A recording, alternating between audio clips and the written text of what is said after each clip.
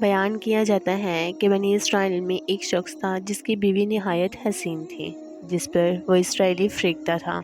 چنانچہ جب اس عورت کا انتقال ہو گیا تو اس اسرائیلی شخص کو بڑا قلق ہوا اور ایک مدت تک وہ اس کی قبر پر بیٹھا روتا رہا۔ اتفاقاً حضرت عیسیٰ علیہ السلام کا ادھر سے گزر ہوا تو انہوں نے اس اسرائیلی کو پریشان حال دیکھ کر اس سے سبب جانا۔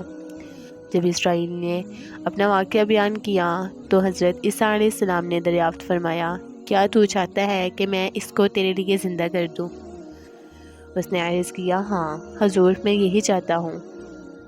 چنانچہ حضرت عیسیٰ علیہ السلام نے اس قبر کے مردہ کو آواز دی تو قبر سے ایک حبشی غلام جس کی ناک کے نتنوں، آنکھوں اور جسم کے دوسرے سوراخوں سے آگ کی لپیٹ اٹھ رہی تھی۔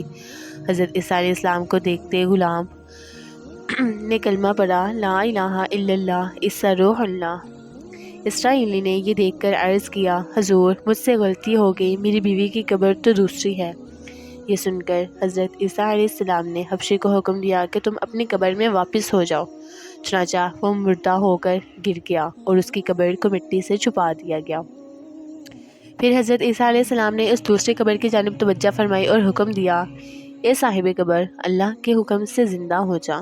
چنانچہ قبر پھٹی اور اس سے ایک عورت سر سے گرد جھاڑتی ہوئی باہر آ گئی، جس کو دیکھ کر اسرائیلی بولا، یا روح اللہ، میری بیوی یہی ہے۔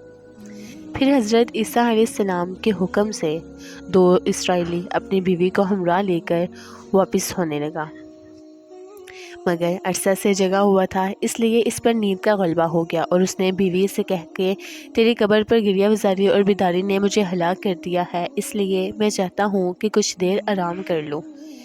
بیوی کہنے لگی کہ ہاں آپ آرام کر لیجئے۔ چنانچہ وہ اسرائیلی بیوی کے زانوں پر سر رکھ کر سو گیا۔ اتنے میں ایک گھوڑے پر سوار ایک شہزادی کا ادھر سے گزر ہوا جو اپنے زمانے کا یکتا حسین تھا، جس کو دیکھ کر شہزادی اس پر فریفتہ ہو گئی اور اس کا دل قابو میں نہ رہا۔ اس نے سر زانوں سے نیچے رکھا اور فرط محبت غلبہ عشق سے مجبور ہو کر شہزادے کے سامنے جا کھڑی ہوئی۔ ادھر جیسے شہزادے کی نظر اس پر پڑی، وہ بھی اس کو دیکھ کر اس پر فریفتہ ہو گیا اور عورت کی خواہش اس کو اپنے گھوڑے پر بٹھا کر لے گیا۔ چنانچہ اس کے شوہر نے بیدار ہو کر جب بیوی کو نہ پایا تو نہایت پریشان ہوا اور اس کے ملنے کی تدبیر سوچنے لگا۔ سوچتے سوچتے آخر اس نے نشانہ قدم پر چل کر اپنی بیوی کو تلاش کر لیا، جو شہزادے کے پاس پہنچ چکی تھی۔ اس کو دیکھ کر اسرائیلی نے شہزادی سے عرض کیا کہ یہ میری بیوی ہے، آپ اس کو چھوڑ دیجئے۔ ابھی شہزادہ کچھ نہ کہنے بھی نہ پایا تھا کہ اس عورت نے کہا کہ میں تیری بیوی نہیں بلکہ شہزادے کی لونڈی ہوں۔ یہ سن کر شہزادہ اسرائیلی سے کہنے لگا، مجھ سے میری لونڈی کو لینا چاہتے ہو؟ اس نے کہا، خدا کی قسم یہ میری بیوی ہے، جس کو میرے سردار حضرت عیسیٰ علیہ السلام نے مرنے کے بعد میرے لیے زندہ کیا ہے۔ ابھی یہ گفتگو ہو رہی تھی کہ اتفاقاً حضرت عیسیٰ علیہ السلام وہاں تشریف لے آئے، جن کو دیکھ کر اسرائیلی کہنے لگا، یا روح اللہ، کیا یہ میری وہ بیوی نہیں ہے جس کو آپ نے میرے لیے زندہ کیا ہے؟